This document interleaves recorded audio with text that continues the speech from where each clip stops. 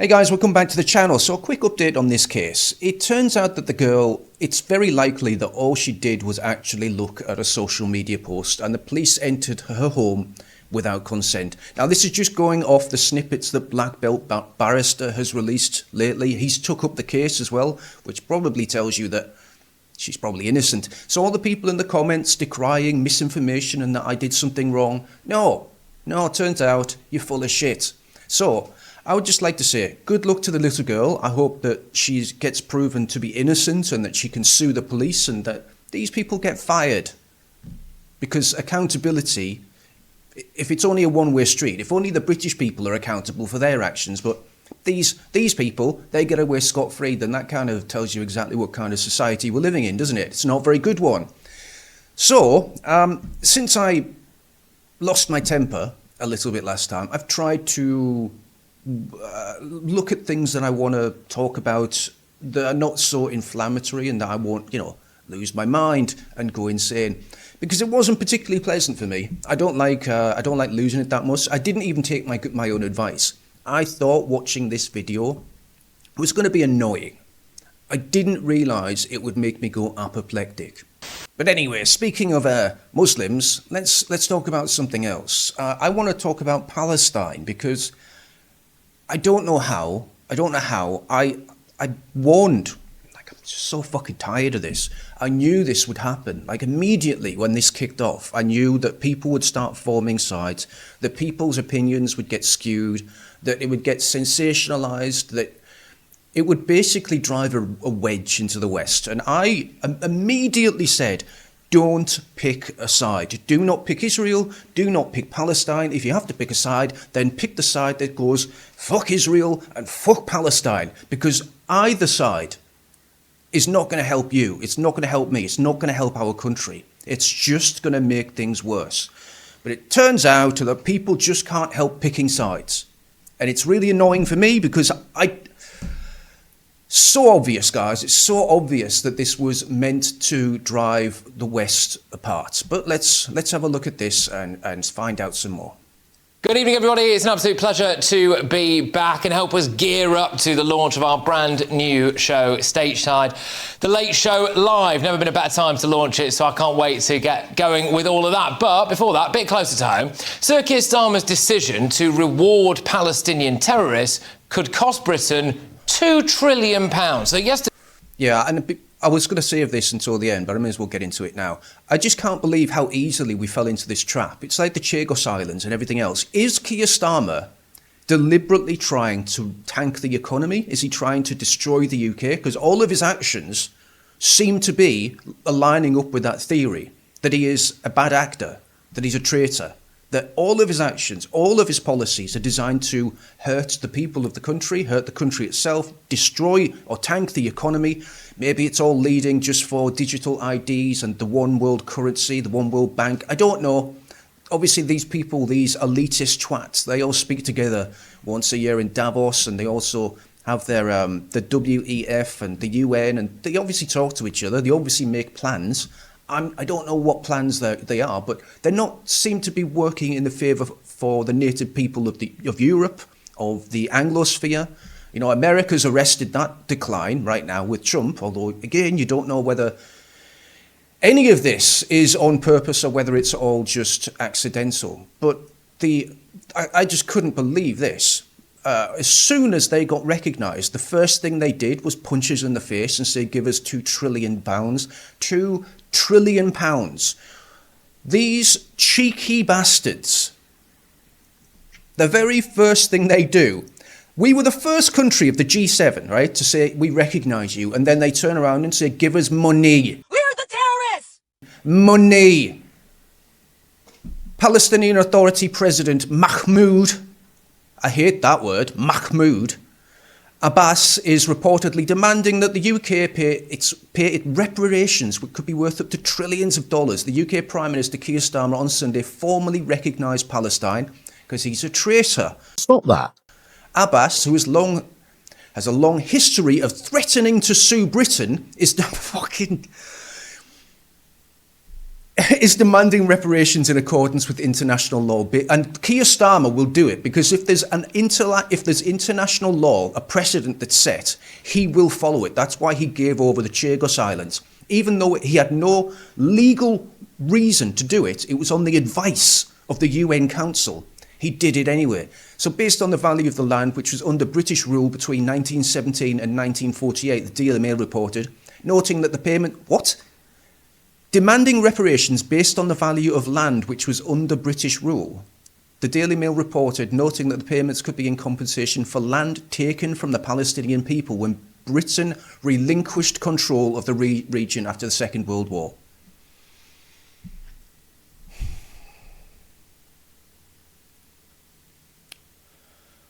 I'm tired, guys. I'm tired of this. I think Britain should just start saying to all of these countries, fuck off. What are you going to do? What are you going to do, Palestine? Huh? Nothing. Let's listen to some more. Today, the Prime Minister announced this. So today, to revive the hope of peace and a two-state solution, I state clearly, as Prime Minister of this great country, that the United Kingdom formally recognises the state of Palestine. Why can't you say that without reading a script, you fucking robot? It's such a small piece of information. We recognise the state of Israel more than 75 years ago as a homeland for the Jewish people. Today, we join over 150 countries who recognise a Palestinian state also. It's just us. Why, though? Because I'll be honest, Keir Starmer said that he doesn't see himself or describe himself as a Zionist, but he has definite sympathies with it. And he has Jewish family over there. And I'm just thinking, okay, well, what's in it for him? Well, maybe he's got some sympathies with the Jewish state, like he said, and maybe he does have sympathies with the Zionist agenda, which he said. Are you a Zionist? Well, I don't know how many people know this. My parents' family are Jewish, and we've got extended family in Israel. That we feel this every day. I don't describe myself as a Zionist, but I understand and I sympathise and I support Zionism. So, by doing this, it's a win-win for Israel, because now the Palestinians are going to start suing people, which will again decrease the level of sympathy towards them, while allowing, I think in my eyes, a legitimate humanitarian response to the refugee crisis. It will make almost like a legal obligation to accept these people into the West, which again is a win for Israel. So I don't really think that it's in the best interest of the Palestinians that Keir Starmer is doing this, even though that's what he'll lie to your face and say. Utterly painful to suffer through that clip, isn't it? But today, it's reported that Palestine might now seek £2 trillion in reparations, because it's possible the new country would ask for compensation for land, quotes, taken from the Palestinian people when Britain relinquished control of the region after the Second. Well, I guess we should sue America because that was our land. I guess we should sue Australia because that was our land. I guess we should sue South Africa because that was our land. Shall I keep going? It works both ways. World War. A senior Hamas official declared that Sir Keir Starmer's decision was a victory.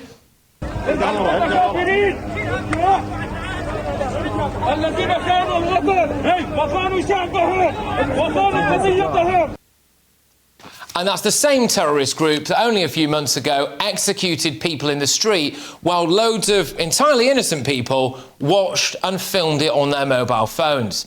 Sir Keir Starmer decided not to impose any conditions on Palestine having to return the hostages, and David Lammy even admitted yesterday that it will not bring us any closer to a ceasefire. And get this, David Lammy, he's banged on about colonialism relentlessly throughout his political career. Some would argue he's made a career out of doing it. Almost like he's just a traitor that hates Britain and is a grifter, a race grifter. The country's full of them. I've seen all the protests in Italy and everything, guys. You know, the pro-Palestinian protests, because the Italian Prime Minister, how dare she not recognise Palestine? So let's burn the country down. A bunch of foreigners that you've imported into your country are now destroying your country because you're not recognising a foreign state that many of them are from. Again, why are Western leaders doing this to us? I think the only victims in all of this are the native people of the West. And now Labour's position is to officially recognise a state, then tell that state that they have to get rid of their government and appoint the one we approve of. Is there a name for that kind of behaviour? Do you recognise a Palestinian state, and Gaza is part of that Palestinian state, and Hamas is still in control of Gaza? How does this work? You want to recognise an independent state, but you're telling that independent state who its leaders should be. I think we used to call that a colony. No. Oh, well, that's a good answer. Thanks, Lammy. No. No, I'm not going to actually give you... Oh, and by the way, listen to the way he speaks. He speaks exactly like Diane Abbott because he's probably got the voice training from the same voice coach. Or his IQ is at the same level, so he can't actually speak at a normal cadence. Yeah, no is not a good answer.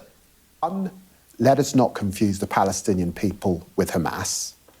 No one said that. Let us recognise... The question is, who's in government? Are you saying that you will not recognise... Look at his confused fat face. ...the Palestinian state if Hamas is part of government?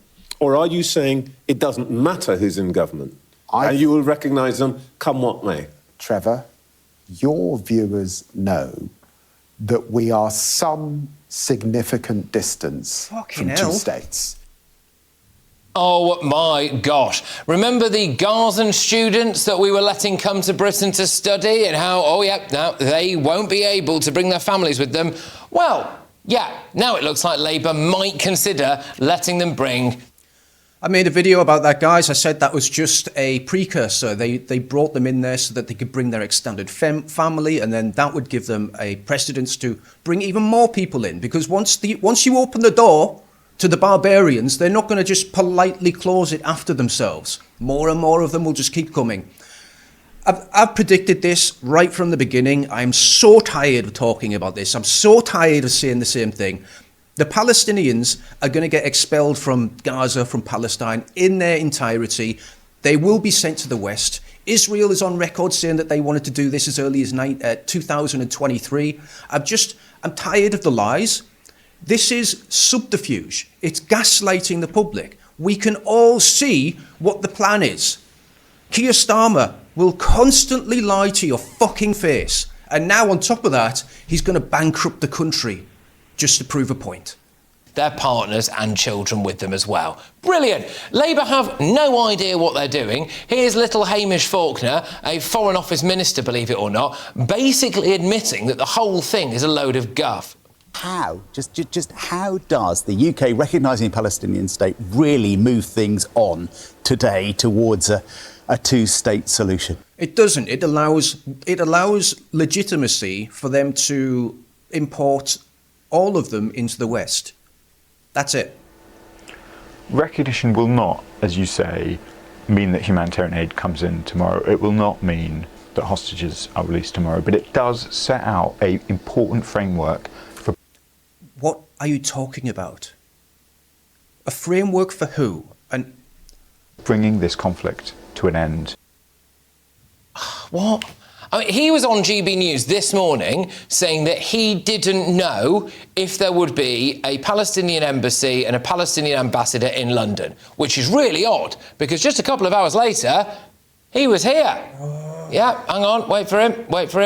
There he is, look at that, just on the left there, standing gormlessly next to the bloke opening a Palestinian embassy in Britain. Lies. It's remarkable, isn't it? Just fucking lying to your face. There needs to be actual consequences for these politicians and their lies. We can't just glibly accept that we're allowed to be lied to while they destroy our country. For something he didn't know that place existed 2 hours before he was there. Anyway, nearly 90% of people disagree with Labour's decision to reward terrorists and recognise a Palestinian state.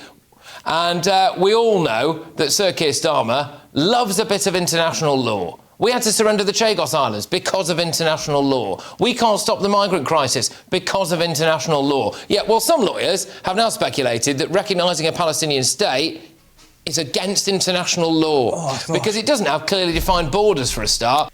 Yeah, it might be against international law, but that's against their agenda. Again, they're recognising the state so that they can import them en masse. 100%. That is the only end goal here. But, he's all right to ignore international law there, isn't he? Why, though? Why do we think Labour's done it? Any guesses? Anyone at the back? Does anyone? Any ideas? Oh, yeah, we all know why, don't we?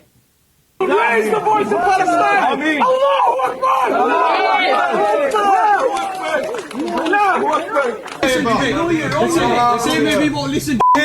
Free Palestine! Free Palestine! We're not here to beg for crumbs off the table. We're taking the f***ing lot. The fuck you are. Oh, yes. Sir Keir Starmer, a man regarded by many as the worst Prime Minister in British history, has rewarded an Islamist terror group because he wants to try to keep the hard left and the Muslim community happy. I mean, that's my view anyway. So to recap, Labour's decision to recognise a Palestinian state could cost us £2 trillion, not bring a single hostage home, not lead to a ceasefire, might break international law and was celebrated by an Islamist terror group. There you go. I think that pretty much sums it up. What do you guys think? If you do like the channel, I've tried to keep this one pretty calm. I promise you, on the inside, I am fucking boiling. But I've tried to keep this pretty calm. Not too much swearing or anything. I've done well. I've done well this time. If you do like the channel, please subscribe. Make sure you are still subscribed. And let me know in the comments what your theories are. I might have missed something. I'm not saying I'm a genius. I'm just saying this is pretty obvious in my book. And everything that I predicted right from the beginning, go watch all my... I made videos on this on my very first channel, talking about this, 2 years ago or something. Everything that I said is coming to pass, and I do think that the end goal will be just the importation of every single Gazan into the Anglosphere. Yeah, let me know what you guys think. I'll see you later.